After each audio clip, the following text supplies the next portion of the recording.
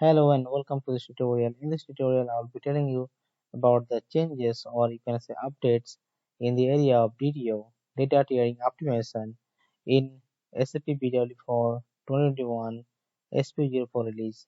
This is the latest release in that has been done in December 2022. So I'll be telling you some of the major changes or update in this area. So the first thing is this NSE native storage extension, and now NSE is available for scale out landscape. Here in the past it was not available, but you have a prerequisite here like your HANA database should be SAP HANA 2.0 with release SP06. That's the one prerequisite, and you have another prerequisite is that you should not have any extension node configured in the system. Then only you can actually use this NSE feature. Now coming to this selective deletion. So in the past, if you want to delete any data from the system, like from any areas or target, then you have to uh, delete separately from HANA DB, also your cold storage. But now suppose you have some selection range which applies to your cold store as well as to your HANA DB.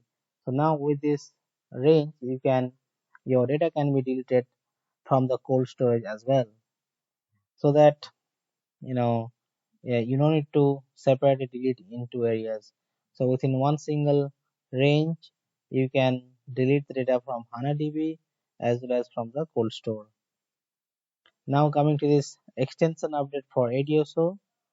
So now exceptional update for ADSO containing non-cumulative key figures can be performed. Now coming to the dynamic partitioning. Now dynamic partitioning, suppose if your data is moved to cold storage using the dynamic partitioning method, then the corresponding HANA partitioning will be automatically deleted. And also one more point in dynamic partitioning, like if you have a cube like ADSO, and here the dynamic partitioning will be applied as soon as the data comes into the inbound table. In the past, so dynamic partitioning would have applied after the requests are activated, but now dynamic partitioning can be triggered as soon as the data comes into your inbound table. That is the all changes about this area of DTO. I hope you have got some information about it, and please comment below if you want to know more about this tutorial or anything on BW for HANA. Thank you for watching.